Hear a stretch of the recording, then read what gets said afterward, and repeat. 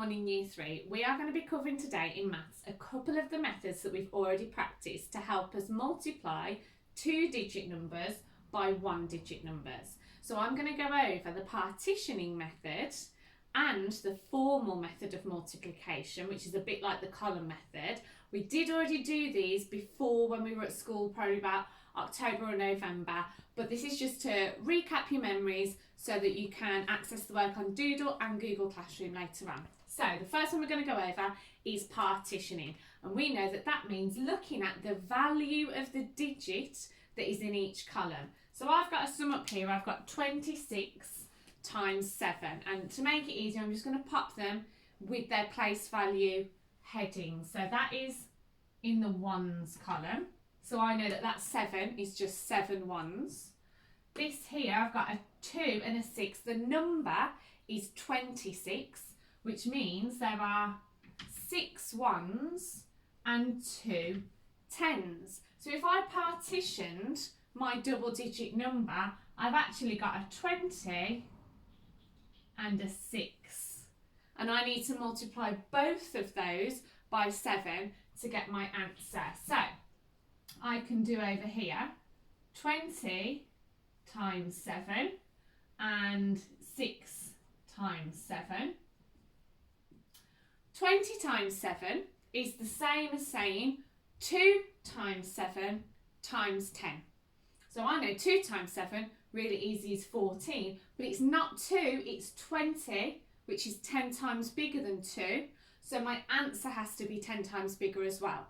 So 14 times 10, 140, 140.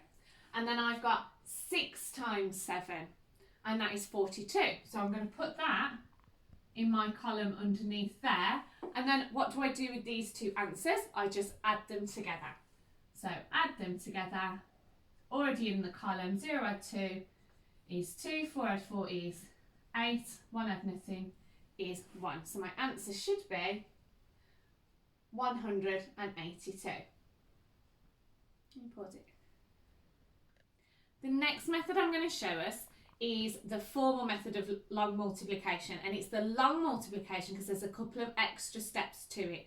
I'm then going to show us the short multiplication method, and it is up to you which one you prefer. I would recommend having a practice of all 3 of them and then figuring out which one do you find the easiest and then sticking with that one. So if I was doing long multiplication, I also have to use my partitioning skills from the first example.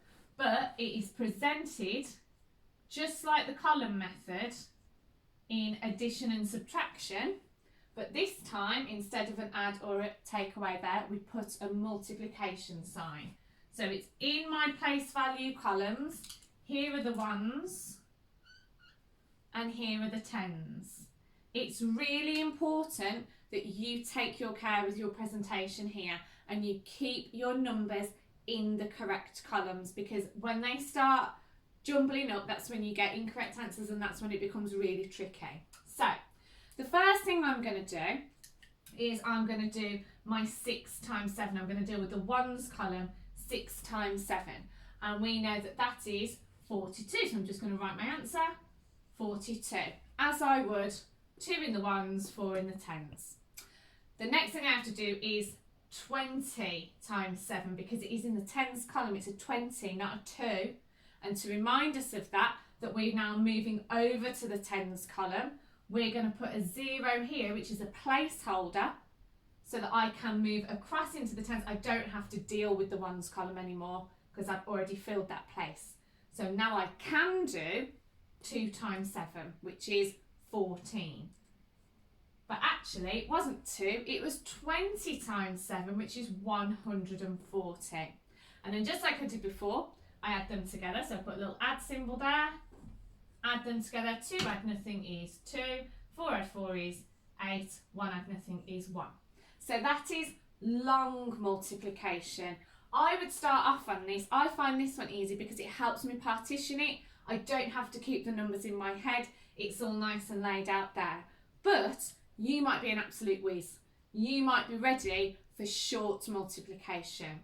So again, it's laid out the exact same way as the long multiplication to begin with. So I'm going to put 26 times 7, still keeping it very neat. Everything is in the right column. I've got my ones here and my tens there. But this time, when I write my answer for 42, I'm not going to put it in those columns.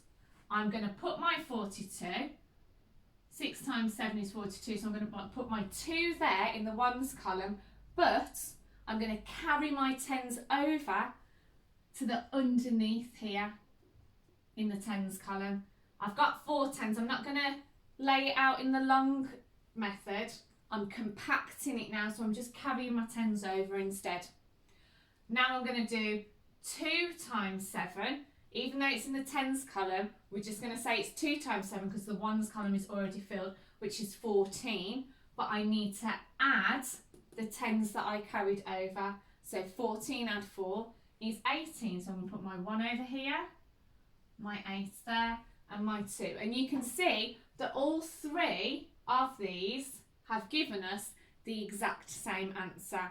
So your task today is going to be solving a couple of these on Google Classroom, trying out the different methods, and then you also have a task assigned on Doodle as well, which will help you get to grips with partitioning, which order to do the numbers in, and which method will be easier for you.